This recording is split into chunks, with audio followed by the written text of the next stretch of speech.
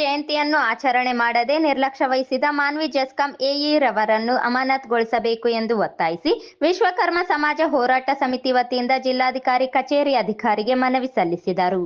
September 17ರಂದು ರಾಜ್ಯ ಸರ್ಕಾರದಿಂದ ವಿಶ್ವಕರ್ಮ ಜಯಂತಿ ಆಚರಣೆ ಮಾಡಲು ಆದೇಶವಿದ್ದು, ಆದರೆ ಮಾನ್ವಿ ತಾಲೂಕಿನ ಜೆಸ್ಕಾಂ ಕಚೇರಿಯಲ್ಲಿ ವಿಶ್ವಕರ್ಮರ ಭಾವಚಿತ್ರಕ್ಕೆ ಪೂಜೆ ಸಲ್ಲಿಸದೆ ವಿಶ್ವಕರ್ಮ ಜಯಂತಿಯನ್ನು ಆಚರಣೆ ಮಾಡದೇ ಇರುವುದನ್ನು ಖಂಡಿಸಿದರು. ಎಲ್ಲ ಸರ್ಕಾರಿ ಕಚೇರಿಗಳಲ್ಲಿ ಆಚರಣೆ ಮಾಡುವಂತೆ ಆದೇಶವಿದ್ದರೂ ಆದೇಶವನ್ನು ಗಾಳಿಗೆ ತೂರಿದ ಮಾನ್ವಿಯ ಜೆಸ್ಕಾಂ ಎಇಇ ವೈದ್ಯನಾಥ್ ಇವರನ್ನು ಅಮಾನತುಗೊಳಿಸಬೇಕು ಎಂದು ಒತ್ತಾಯಿಸಿದರು. ವಿಶ್ವಕರ್ಮ ಜಯಂತಿಯನ್ನು ಆಚರಣೆ ಮಾಡದೇ ಇರುವ ಮಾನ್ವಿಯ ಕೆಇಬಿ ಇಲಾಖೆಯ ಎಡಬ್ಲ್ಯೂ ಅವರನ್ನ ಅಮಾನತುಗೊಳಿಸಬೇಕೆಂದು ಒತ್ತಾಯಿಸಿ ಇವತ್ತು ನಾವು ರಾಯಚೂರು ಜಿಲ್ಲೆಯ ವಿಶ್ವಕರ್ಮ ಸಮಾಜದವರು ಇವತ್ತು ಮನವಿಯನ್ನು ಮಾನ್ಯ ಜಿಲ್ಲಾಧಿಕಾರಿಗಳಿಗೆ ಕೊಟ್ಟಿದ್ದೇವೆ.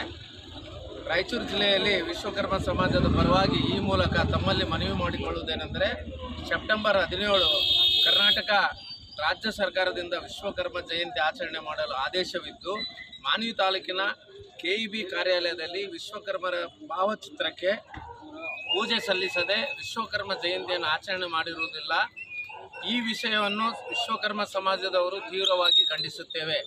2014-15ನೇ ಸಾಲಿನಲ್ಲಿ ರಾಜ್ಯ ಸರ್ಕಾರ ವಿಶ್ವಕರ್ಮ ಜಯಂತಿಯನ್ನು ರಾಜ್ಯದ ಎಲ್ಲ ಸರ್ಕಾರಿ ಕಚೇರಿಗಳಲ್ಲಿ ಆಚರಣೆ ಮಾಡುವಂತೆ ಆದೇಶವಿದೆ. ಆದರೆ ಈ ಆದೇಶವನ್ನು ಗಾಳಿಗೆ ತೂರಿರುವ ಮಾನವೀಯ ಕೆಇಬಿಯ ಎಡಬ್ಲ್ಯೂ ಆಗಿರುವ ವೈದ್ಯನಾಥ್ ಅವರನ್ನು ಅವರ ವಿರುದ್ಧ ಸೂಕ್ತ ಕ್ರಮ ತೆಗೆದುಕೊಳ್ಳಬೇಕು ಮತ್ತು ಅವರನ್ನು ಅಮಾನತು.